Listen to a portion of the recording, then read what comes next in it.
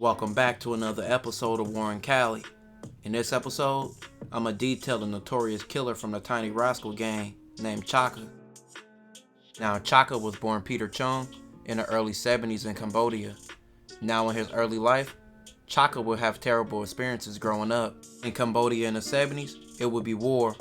First was the Cambodian Civil War between the communist Khmer Rouge and another group from 1970 to 1975. This phase was also marked by intensive United States bombing from 1969 to 1973 of the Khmer Rouge and sanctuaries and bases in Cambodia of the North Vietnamese Army, as part of strategy to win the Vietnam War.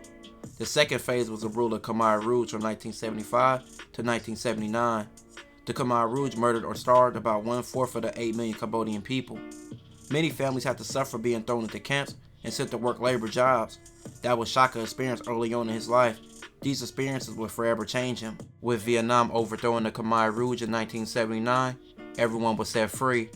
The United States began admitting its first Cambodian refugees in 1979, and up until 1991, nearly 158,000 Cambodians were admitted. Most settled in the states of California, Massachusetts, Virginia, and New York. Chaka's family would later move to Alabama when he was around 9 years old in 1981, then to California when he was around 13 years old in 1985. But in America, Chaka didn't have an easy upbringing. Coming to a new country had obstacles that were hard to overcome, with the language barrier, hard finding opportunities, and the mistreatment that they received. Many Asians would create gangs to protect themselves.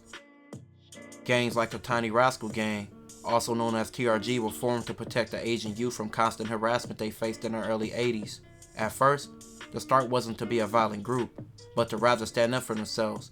But with more coming from that, the TRGs would later be involved in murders, robberies, and anything violent you can think of. The Rascals were formed in Long Beach in the 1980s. The Rascals were the first Asian gang on the east side of Long Beach, and formed after constant harassment from one of Long Beach's most deepest and hated gangs, the Longos. The Longos are known to beef with almost every gang in Long Beach, so the Rascals would be no different, making the Longos the Rascals' first rival. After some fights and altercations between the groups, this led to the two groups being lifelong rivals, and the formation of the Rascals. Over the years, the Rascals expanded and became a known set, and now have many different branches gaining them more rivals.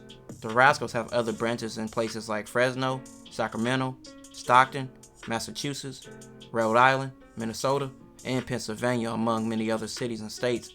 This gained them more rivals everywhere, and also more members worldwide. Chaka will become a part of the TRGs, and he will fully dive head into that life of crime. Chaka and his crew of TRGs will go on a murderous robbing spree.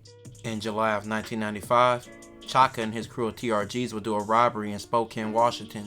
Spokane police responded to a call. When they arrived to a home, they found the bodies of 27-year-old Johnny and 23-year-old Tai Hong. Her hands were tied with phone cords, and speaker wire was wrapped around her neck. She was shot in the head, face, and chest. The face and chest shots came from close range. Her jaw was broken in 2 places, and she also been cut several times in the face and neck. And a wedding ring and engagement ring were found inside her mouth. Johnny was also shot and killed with a bullet in his head. This was clearly a robbery that turned into a murder of 2. Their kids witnessed the whole thing, and will later be witnesses in the case. Chaka and other TRG members were linked to a home invasion incident in Sacramento on July 27, 1995. They drove to Sacramento and met with other TRG members to plan a robbery. They suggested robbing an apartment where the owners sold cigarettes and other items. Kewin and her husband Hung operated a small store in their home. Their 17-year-old daughter Amy was sitting on the stairs of the building when Chaka and other TRGs approached. One pointed a gun at her and gestured her to follow inside. She yelled for her mother to close the door and ran upstairs to a neighbor's home. TRGs entered the home and demanded money. Kewin ended up getting shot in her leg, and her husband Hung, who was 47 years old at the time, was shot several times. He died of a gunshot wound to his chest. Hung's 73-year-old dad was shot several times as well and died from a headshot. After the robbery, Chaka and his crew drove to San Bernardino. They got no money from this robbery. None of the survivors could identify the attackers, but they all said one man held the gun and did all the shooting. On August 6, 1995, Chaka and other TRG members decided to drive around San Bernardino looking for members of the Oriental Boys. This will all lead to the TRGs chasing down a car with the Oriental Boys in it and shooting over 30 times at the car. This led to a man named Bun being killed. Bun was shot 5 times with 3 fatal wounds to the chest. On August 8th, 1995, 2 days after Bun's shooting, Chaka was driving to Pomona.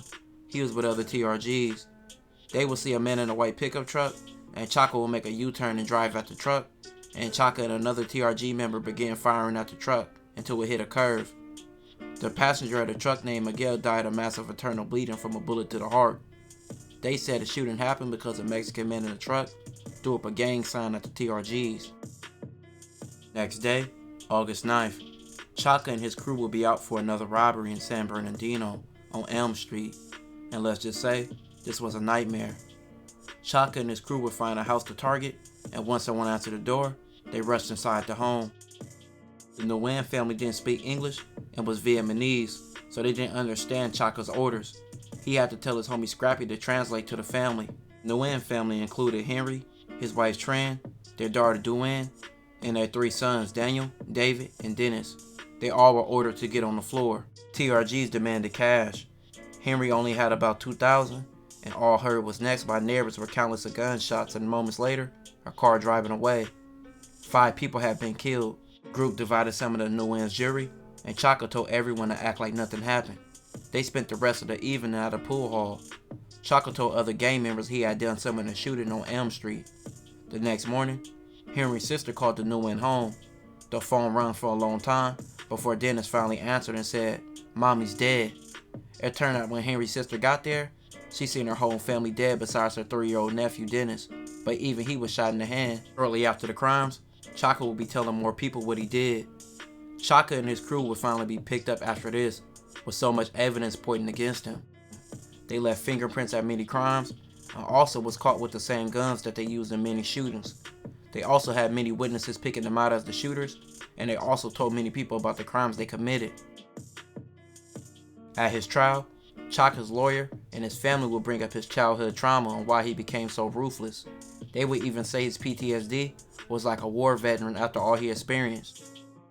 Chaka TRG homie Carol would receive 50 years for his role in the numerous crimes. His homie William would receive 25 years to life for his role as well. With Chaka being put as the ringleader and the driving force of all these crimes, which racked up 8 murders and several robberies, Chaka would be sentenced to death. Chaka has been in San Quentin State Prison since 2000 and is now 50 years old and never getting out of prison. This will conclude this episode. If you haven't already, make sure you check out my previous episodes. Don't forget to like, comment, and subscribe.